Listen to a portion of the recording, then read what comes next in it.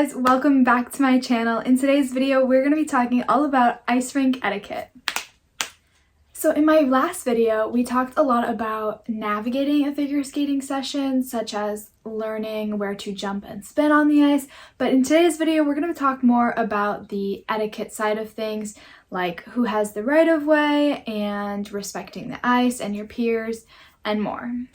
Starting with one of the biggest and probably most asked questions when it comes to ice rink etiquette is who has the right of way? The person who has the highest priority when it comes to right of way is the person whose program music is playing over the loudspeakers. So if you have your phone or your CD playing over the loudspeakers and you're doing your program, you will have the right of way. Many rinks will have colorful belts or vests to indicate which skater is using the loudspeaker for their program, and therefore they have the right of way. This can be incredibly helpful for all the other skaters on the session, letting them know who they need to watch out for, especially if they are new to the rink or they just aren't familiar with whose program music is playing. On particularly busy sessions, you may see some skaters using the loudspeaker to play their program music, but working on a moves in the field pattern or something similar that is hard to get done on a busy session. So just be aware of that and watch out for those colorful belts if your rink has them. Second on the list of priority when it comes to right of way are skaters who are in a lesson. These skaters are not only paying for the ice time, but they're also paying for a private lesson. Therefore, they have the next highest priority in terms of right of way. Next, we have skaters who are using the harness, which this blends into the skaters in a lesson category because if you're using the harness, you will be in a lesson. If you're unfamiliar with how the harness works, it is usually a cable overhead, so that means you only can really skate where the cable is, making it harder for those skaters to move out of the way. These skaters in the harness should still be watching out for those doing their program over the loudspeaker to their best of their ability, of course, but for everyone else skating around, you kind of just have to be mindful of where the harness is and that skater in it because they don't really have a lot of options when it comes to moving out of the way. This brings me to my next point about music systems. The systems used to play music can vary greatly from rink to rink.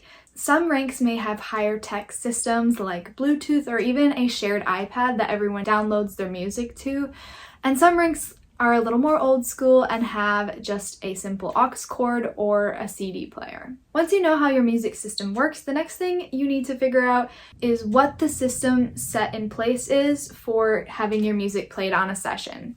In general, there will be some type of line or list that you can set your phone or CD in or write your name on the list, and then that line will cycle through so that each skater has a fair chance to play their music. At most rinks, coaches will get coach cuts, where they can take the skater that they're working with currently in a lesson and move them to the front of the line. Some rinks might even have special cut the line rules when there are big competitions coming up, so then certain skaters will have priority in the music line because they will be competing that weekend at a big competition. Again, these systems can vary from rink to rink, so if you're unsure of how your rink or club system works, it would be best to ask a coach or ice monitor so you can plan your session accordingly. Anyways, we're going to talk about simply respecting the ice. We're not going to spend a ton of time here because I have lots of other exciting information to tell you, but it's something we need to go over just because. Not only does the ice take a lot of time and money and effort to maintain,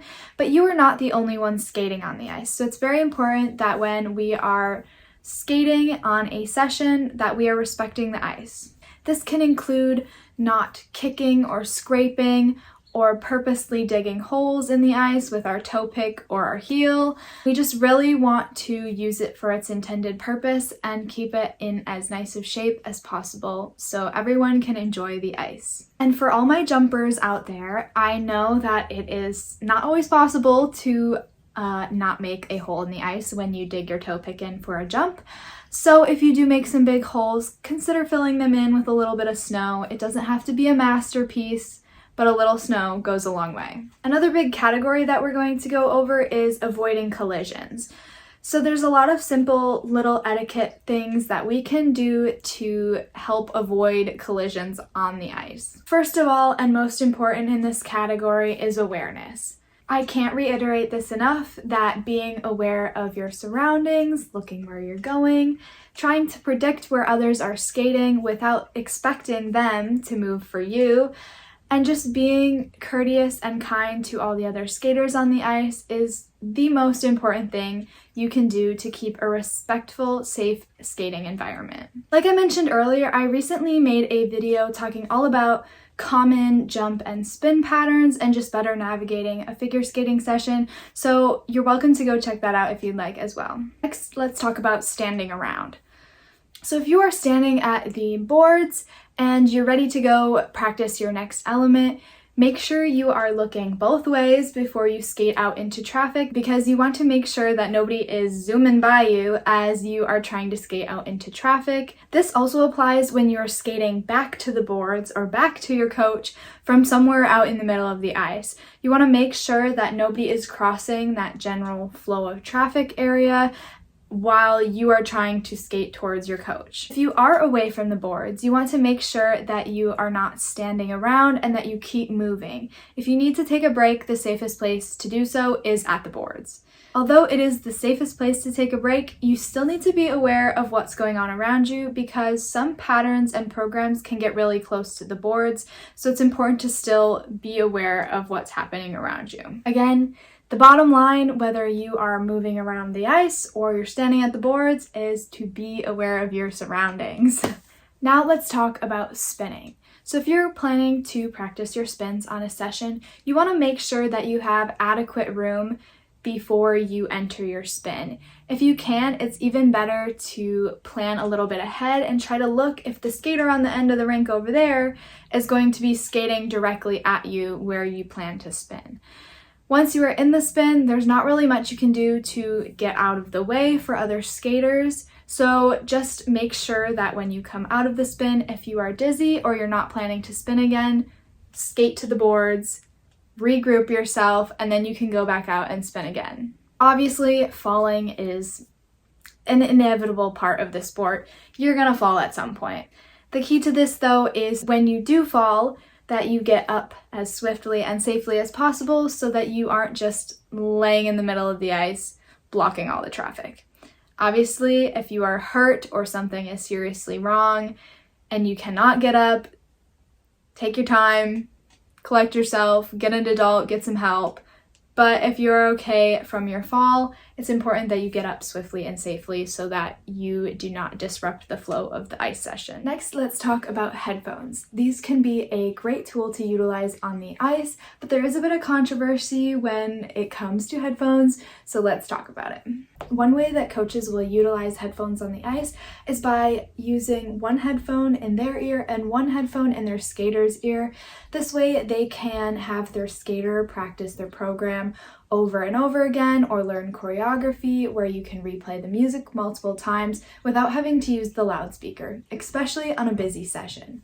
Other coaches may just use a little handheld speaker and follow their skater around with the music playing at a volume that is good for both them and their skater to hear. This can be a really good option if headphones are not allowed at your rink. And here's where the controversy comes in, is when it comes to safety. So the reason many rinks and clubs do not like skaters to wear headphones on the ice is because it hinders your awareness of what's going on around you. If your club or rink does allow headphones, most will suggest that you only have one headphone in at a time, so you still have a little bit of awareness of what's happening around you, but you can still utilize that amazing tool on the ice. Again, these rules can vary from rink to rink, and some rinks or clubs may not even have any specific rules about headphones. So if you're unsure, it never hurts to check with a peer, a coach, an ice monitor, or anyone else who might be able to clarify this for you. Lastly, we're going to talk about virtual testing. Virtual testing after 2020 has become more and more common in rinks. Now for these virtual tests, there are certain set out requirements of the video has to be filmed this way or not many skaters in it, so on and so forth. This can make filming virtual tests on a busy session a little bit challenging. So if you are looking to be a little bit considerate to those trying to film virtual tests around you, here are some ways that you can help them out. First, be aware of where the camera is. Most likely it will be someone standing behind the boards videoing the skater somewhere on the ice. Second, if you are able to, try not to skate directly in front of that skater, especially when you are in the camera's view between them. Lastly, if you are just skating laps around the rink, it can be super helpful if you avoid that camera at the boards. Now, of course, not all of these are achievable all the time, but by doing this, you can be super considerate and helpful to that skater trying to get a nice, clean video for their test. So that is all I have for you guys today. I really hope you enjoyed this video. I will leave some resources down below for you to check out as well if you want some additional information. But for now, make sure to like and subscribe, and I'll see you in the next one. Bye!